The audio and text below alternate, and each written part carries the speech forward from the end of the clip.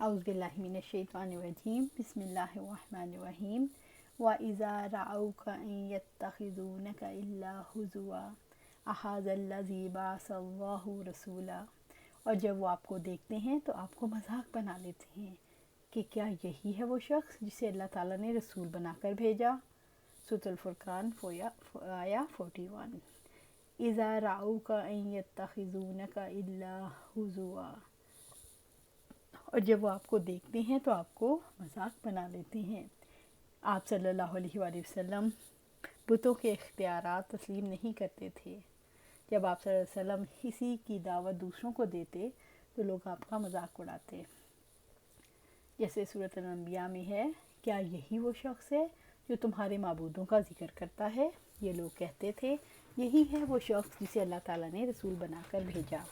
رب العزت نے اپنے نبی صلی اللہ علیہ وآلہ وسلم کو مخاطب کر کے فرمایا، کفر کرنے والے تکبر سے آپ صلی اللہ علیہ وآلہ وسلم کو دیکھتے ہیں، آپ صلی اللہ علیہ وآلہ وسلم کا مذاق اڑاتے ہیں اور کہتے ہیں کیا یہی شخص ہے وہ شخص جسے اللہ تعالیٰ نے رسول بنا کر بھیجا، یعنی معاذ اللہ نبی صلی اللہ علیہ وآلہ وسلم کو حقیر جانتے ہوئے وہ کہتے تھے کیا یہی وہ شخص ہے جس کو رسالت کا منصب عطا کیا گیا۔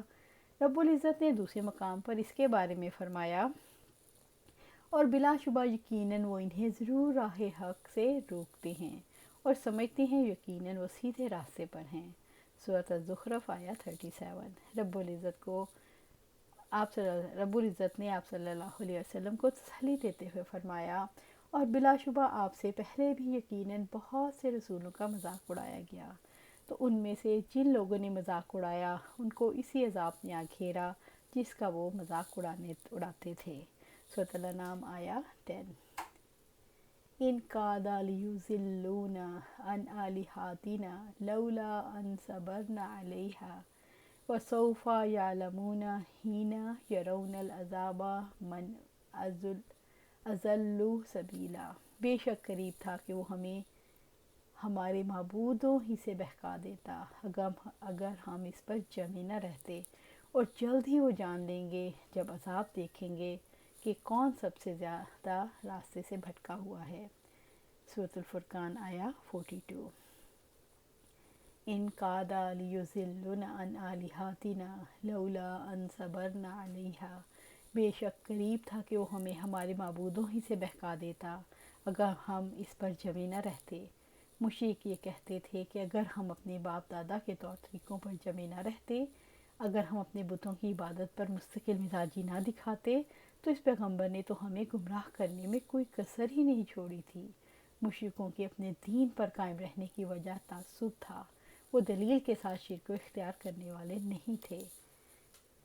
وَسَوْفَ يَعْلَمُونَ حِینَ يَرَوْنَ الْعَذَابَ مَنْ أَضَلُّ سَبِیلًا، اور جلد ہی وہ جان لیں گے جب عذاب دیکھیں گے کہ کون سب سے زیادہ راستے سے بھٹکا ہوا ہے۔ مشرکین کو ایک اللہ کے ماننے والے گمراہ نظر آتے تھے، جبکہ شرک اصل گمراہی ہے۔ اللہ تعالیٰ نے آخرت کے عذاب کو یاد دلا کر شعور بیدار کیا کہ جب عذابوں کو دیکھو گے تو صاف پتہ چل جائے گا گمراہ کون تھا، وہ سیدھے راستے پر کون، ہر در پر سجدہ کرنے والے یا ایک اللہ کے آگے جھکنے والے۔ ارأیت من اتخذ الہہ ہواہ افانت تکون علیہ وکیلا، کیا آپ نے اس شخص کو دیکھا جس نے اپنی خواہش نفس کو اپنا معبود بنا رکھا ہے، تو کیا ایسے شخص پر آپ ذمہ دار ہوں گے۔ سورۃ الفرقان آیا 43۔ ارأیت من اتخذ الہہ ہواہ، کیا آپ نے شخص کو دیکھا جس نے اپنی خواہش نفس کو اپنا معبود بنا رکھا ہے۔ خواہش نفس کو خدا بنانے سے مراد یہ ہے کہ دل کو کوئی بات اچھی لگی، اب اسی کو اپنے لیے رہنما بنا لیا، یعنی دل کی مرضی پوری کرنے لگ گئے۔ ایک انسان جب دل کی مرضی پوری کرتا ہے تو رب کی مرضی چھوڑ دیتا ہے۔ کسی کی مرضی کے مطابق زندگی گزارنا اس کو خدا بنانا ہے۔ جب انسان اپنے نفس کی رضا چاہتا ہے تو اپنے نفس کو خدا بنا لیتے ہیں۔ آپ صلی اللہ علیہ وآلہ وسلم نے فرمایا، اس آسمان کے نیچے جتنے معبود پوجے جاتے ہیں ان میں سب سے برا معبود وہ خواہش ہے جس کی پیروی کی جائے۔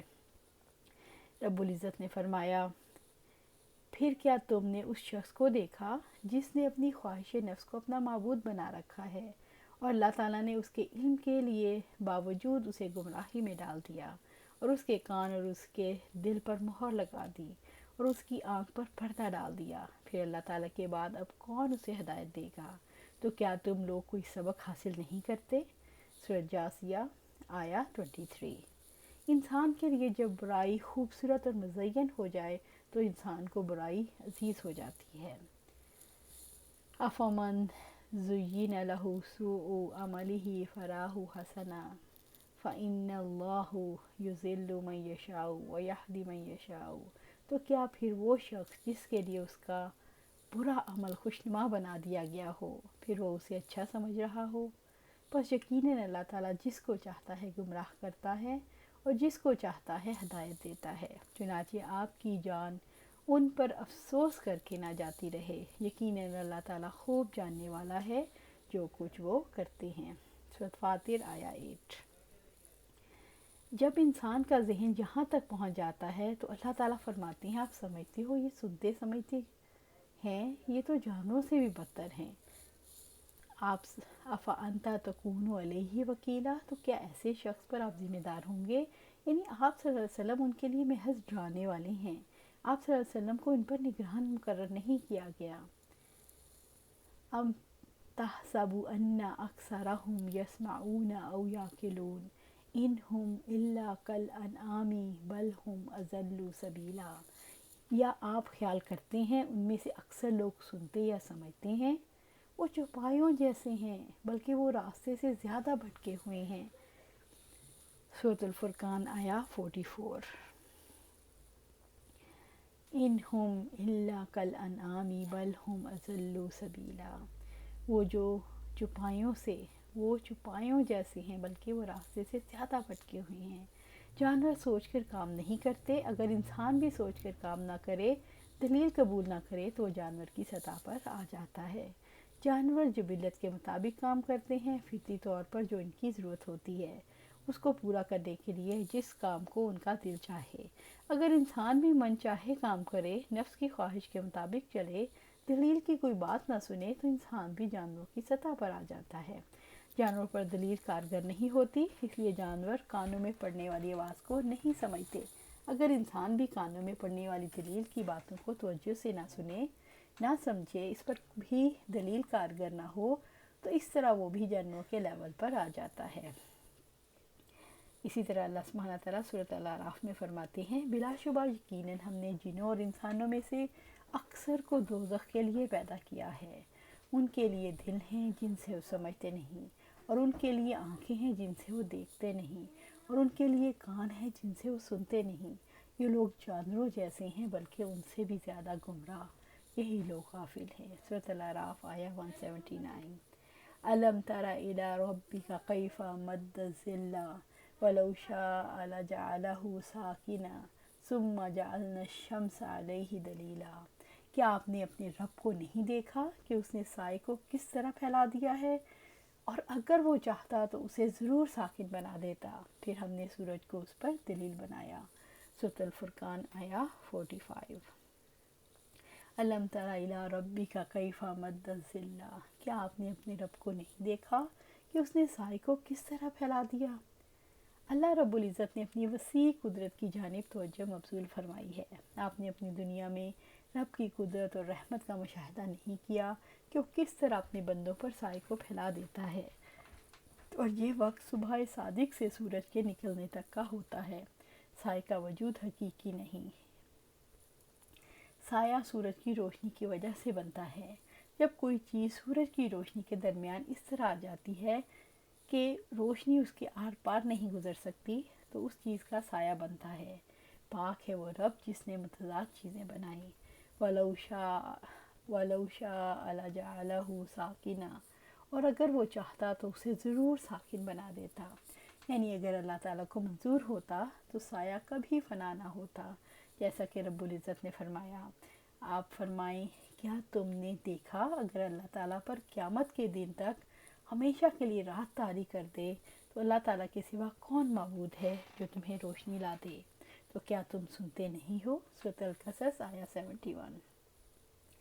سائے کے ٹھہرا دینے سے مراد ہمیشہ کے لیے سایہ رکھنا ہے، یعنی دھوپ سائے کو ختم نہ کرتی، جیسا کہ دھوپ کے ساتھ سایہ سکڑتا اور سمٹتا ہے۔ سائے کا تصور انسان کو پرسکون لگتا ہے۔ انسان کو یوں لگتا ہے سایہ رب کی رحمت ہے جس کی چھاؤں میں ٹھنڈک ہے۔ سائے کی وجہ سے انسان کو رب کی قدرت مجسم طور پر محسوس ہوتی ہے۔ سایہ جب طویل ہوتا ہے تو انسان کو یہ محسوس ہوتا ہے کوئی اسے طویل کر رہا ہے، پھر جب سایہ ختم ہوتے ہیں تو انسانی شعور سے نرمی کو محسوس کرتا ہے، جس میں سایوں کو آہستہ آہستہ غیر محسوس طور پر لپیٹ دیا جاتا ہے۔ سائے جب اپنی طوالت کی آخری حد کو پہنچتے ہیں تو یہ سورج کے ڈوبنے کے ساتھ ہی ڈوب جاتے ہیں۔ سایہ زمین کی سورج کے گرد حرکت سے بنتا ہے۔ اگر زمین ایک جگہ رک جائے تو سایہ بھی رک جاتا ہے۔ ثم جعلنا الشمس علیہ دلیلا، پھر ہم نے سورج کو اس پر دلیل بنا دیا۔ سورج کی روشنی کو اللہ تعالیٰ نے سائے پر دلیل بنایا ہے۔ سائے کی شکل و صورت کو سورج کی شعاعیں روشنی اور حرارت سے معین کرتی ہیں۔ سائے پر سورج کی روشنی کی دلیل سے مراد ہے سایہ سورج کی روشنی کی وجہ سے ہوتا ہے۔ دھوپ ہو تو سائے کا پتہ چلتا ہے، اگر سورج نہ ہو تو سائے کا بھی پتہ نہیں ہوتا۔ ہر چیز اپنی ضد سے پہچانی جاتی ہے۔ اللہ سبحانہ تعالیٰ سے دعا ہے کہ ہم جو قرآن پاک میں پڑھتے ہیں اور سنت میں پڑھتے ہیں، اللہ سبحانہ تعالیٰ ہمارے دلوں کے اندر اتار دے اور ہماری زندگیوں میں عملی طور پر اس کو ظاہر کر دے۔ اللہ سبحانہ تعالیٰ قرآن و سنت کو ہماری زندگیوں میں رہنمائی والا بنا دے، ذریعہ بنا دے اور اس پر جما دے۔ آمین یا رب العالمین۔